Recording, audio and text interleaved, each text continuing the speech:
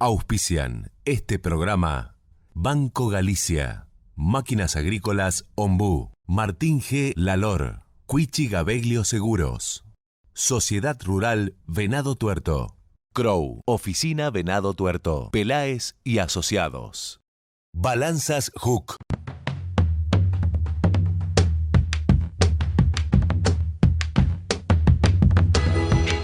Hoy en Tranquera Abierta, análisis de los registros de lluvia y napas freáticas, jornada a campo sobre maíz, anticipos del Tecnódromo de Expo Agro. Bienvenidos a una nueva edición de nuestro programa y bueno, vamos a comenzar con un trabajo muy importante que se desarrolla desde el INTA de Venado Tuerto. Tomamos contacto con el ingeniero ambiental Ignacio Huerga. Él nos contó acerca del balance de lluvias de enero y también lo que ocurrió en 2021 a partir de un relevamiento que se genera desde el propio INTA. Elaboramos el informe anual 2021 y seguimos obviamente registrando datos del 2022.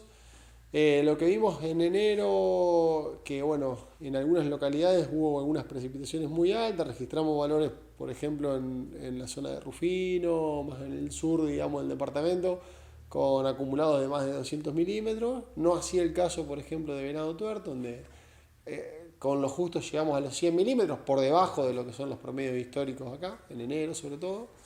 Y bueno, y mucha disparidad obviamente entre localidades dependiendo de dónde se han dado las precipitaciones, ¿no?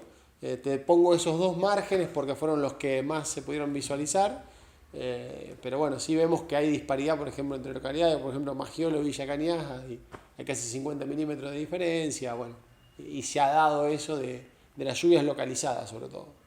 ¿Esto es compatible con lo que mencionabas del balance del 2021? Sí, nosotros en 2021 vimos que el promedio departamental anual fue de 804 milímetros. 40 milímetros por debajo de lo que tuvimos en el 2020, donde más la localidad de las que monitoreamos que más volumen de lluvia acumuló fue Magiolo, estuvo cerca de los 900 milímetros, 896, y donde menos vimos lluvias es en Wilrey y en Villa Cañas, que llegaron casi a los 730 milímetros.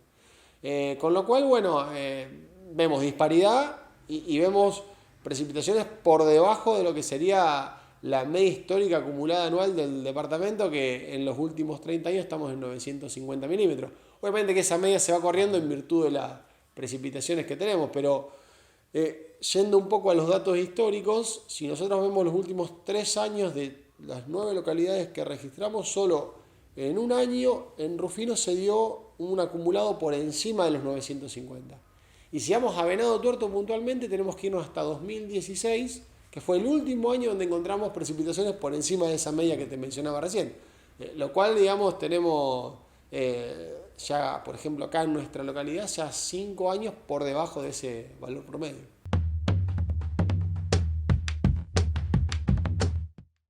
Ignacio Huerga nos contó además del relevamiento de las napas freáticas, un parámetro muy importante para la producción de nuestra región.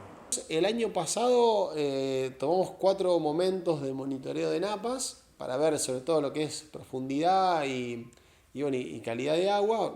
Hablando puntualmente de lo que es la profundidad, nosotros el año pasado vimos que en un momento donde fue mayo, junio, las napas subieron un poco. Y del último monitoreo que te puedo mencionar, que fue ya de octubre a febrero, a esta última semana que monitoreamos, vimos un descenso en promedio de 50 centímetros. En algunos lugares más, en otros lugares menos, pero 50 centímetros por debajo de lo que estaban en octubre, digamos. ¿Qué quiere decir esto? Obviamente que hay un cultivo implantado en la mayoría de los lotes que monitoreamos. Obviamente hay algo de extracción de agua, pero bueno, poca recarga, que esperemos que, bueno, que en este periodo post cosecha se puedan recargar con la lluvia, ¿no? ¿Y cuál es la profundidad en los diferentes sitios que ustedes van monitoreando?